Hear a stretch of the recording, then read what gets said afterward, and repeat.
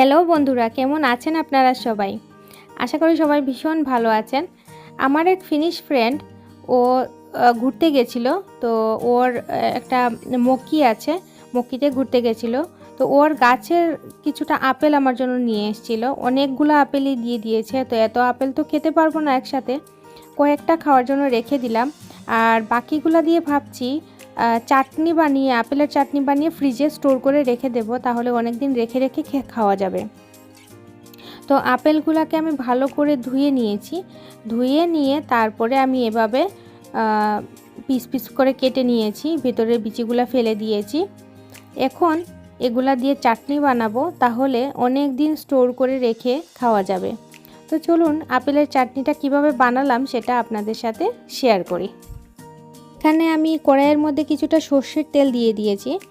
আর এই চাটনিটা সর্ষের তেল দিয়ে করলেই খুব বেশি ভালো হয়।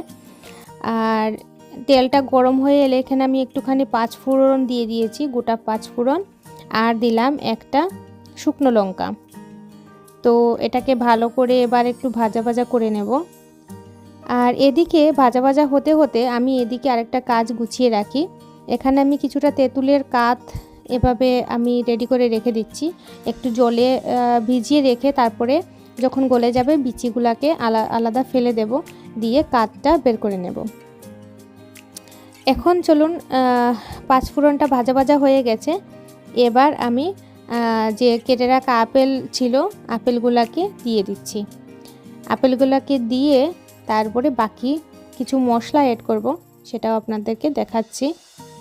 এই যে দেখতে ভীষণ সুন্দর লাগছে এখনই। আর ওর গাছের আপেলগুলো এত ভালো খেতে, একটা খাওয়ার পরে মনে হলো যে দোকান থেকে আমরা যে নর্মাল আপেল কিনি ওরকম না, ওর গাছের আপেলের টেস্টটা ঠিক অন্যরকম, ভীষণ ভালো খেতে। তো যদি রেখে রেখে খাওয়া যেত খেতে পারতাম। এত আপেল তো একসাথে খেতে পারবো না, তো ভাবলাম স্টোরই করে নিই। তো এবার আমি কিছু গুঁড়া মশলা অ্যাড করে দেব। এখানে দিলাম হলুদের গুঁড়ো, তারপরে লঙ্কার গুঁড়োও দিয়েছিলাম, ক্যামেরাটা অন করতে ভুলে গেছিলাম। তারপরে গরম মশলার গুঁড়ো দিলাম।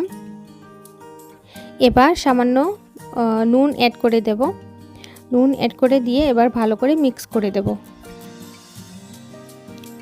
এই চাটনিটাতে কোনো ধরনের আমি জল অ্যাড করব না, জল ছাড়াই এই চাটনিটা হবে।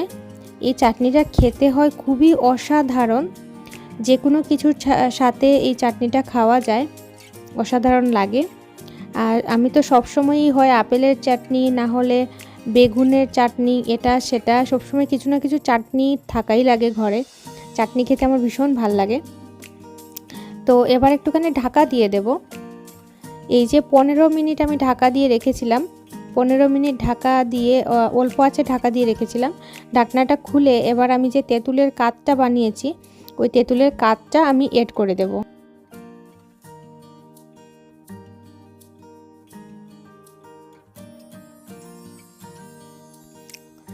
এবারে আমি একটুখানি স্বাদ মতো চিনি অ্যাড করে দেব।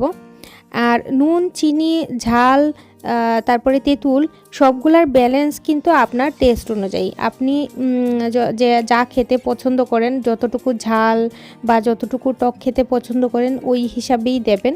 আমি আমার টেস্ট বার অনুযায়ী আমি দিলাম। দিয়ে এবার আমি সব কিছু অ্যাড করে দেব। দিয়ে আমি এখন ওই 7-8 মিনিটের মতো একটুখানি ঢেকে দেব। এই যে আমার 7-8 মিনিট ঢাকনা দেওয়ার পরে এই সিচুয়েশনে এসছে। এই যে আমার চাটনি একদম রেডি।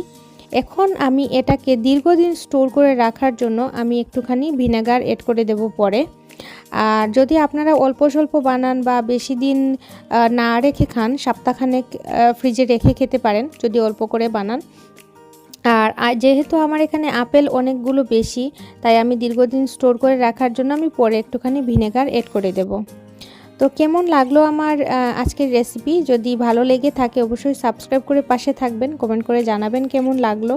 তো এভাবেই সিম্পল রেসিপি আমি দিতে থাকবো, পাশে থাকবেন। আজকের মতো বিদায় নিচ্ছি, টাটা।